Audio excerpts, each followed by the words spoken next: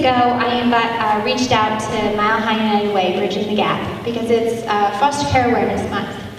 And when the sequestration cuts went into effect, I learned that the vouchers that they give to kids who have aged out of foster care were caught in the middle of that, and that they'd gone on a waiting list. And so I reached out to Bridging the Gap to see if any of the youth that they serve who desperately need that support, otherwise they would be on the streets and homeless, to see if any of their youth would come here. So I'm incredibly proud to introduce you, Daunitia, to share your story a little bit, and you're more than welcome to start us off and ask a question, and then we are also going to hear from Raquel, but I'm going to move over there and not have her come all the way up here. So, I just found out I was going to be speaking not too long ago, so I'm a little nervous, so you have to forgive me. But when you think about at-risk youth, do you think about people like me?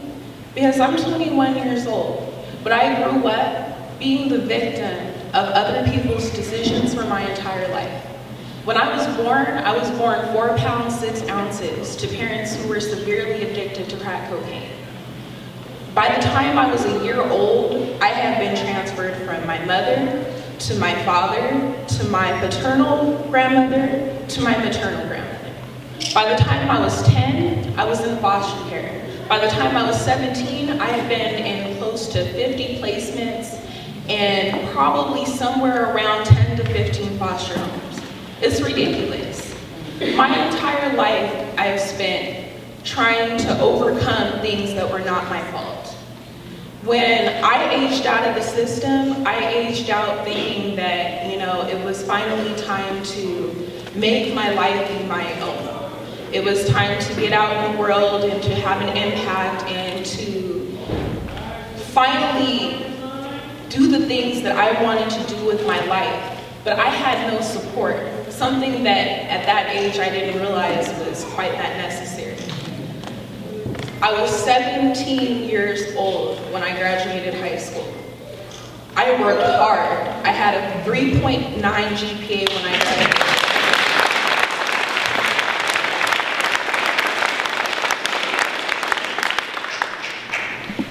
But by the time I was 19 years old, I was sleeping on my friend's couch because I didn't have any support. There is nobody to call if I didn't make rent. There is nobody to help me when I had a problem. And I think that people don't really realize how necessary that support is when you don't have anybody else. I've never had anybody else. I didn't ask to go to foster care. I didn't ask for these things to happen to me, but they did. And at a time where, the federal government or somebody should have stepped in because of the decisions that they made for my life, they weren't there.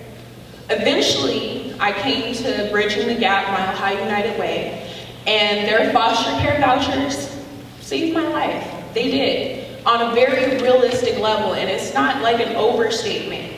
Like, they literally saved my life. They took me off the street. Their voucher is the reason why I'm here today. Their voucher is the reason why I'm in college today. Without them,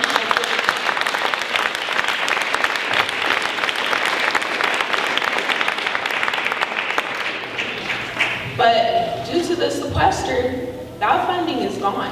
Like right now, not tomorrow, not next week, not next year, it's gone now. I just recently spoke to a close friend of mine, and she had a friend who had came out of, I don't know, someplace in Colorado that I didn't even know existed, and came down here to be a part of Bridging the Gap because of their program. She had been doing the same thing that I had been doing, couch surfing, asking friends for help, unwilling people who they're like, oh, well, but we can't help you. And she came looking for an opportunity to advance. She didn't find one.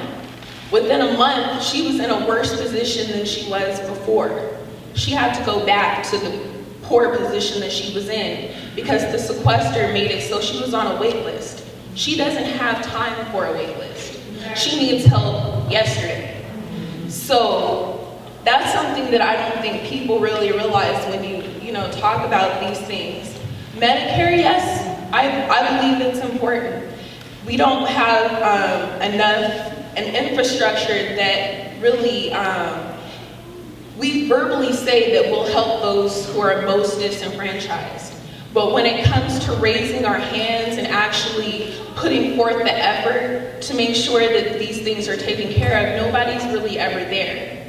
You know, whether it be for the elderly citizens of our nation or whether it be for the youth like me, you know, these things need to be taken care of, and the rights of people who can't speak for themselves or, you know, really don't know where to go, they need to be advocated for.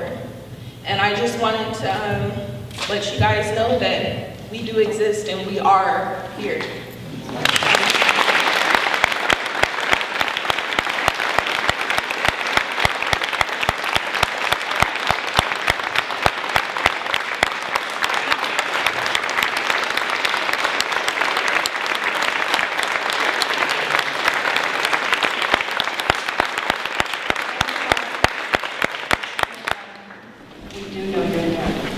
Really proud of you, number one. Number two, there's a big group of us in Congress who know you and people like you in there, and we're fighting for you every day. And I want to thank you for getting up here, because I can say it, we can all say it, but to hear you say it, that's what matters, so thank you.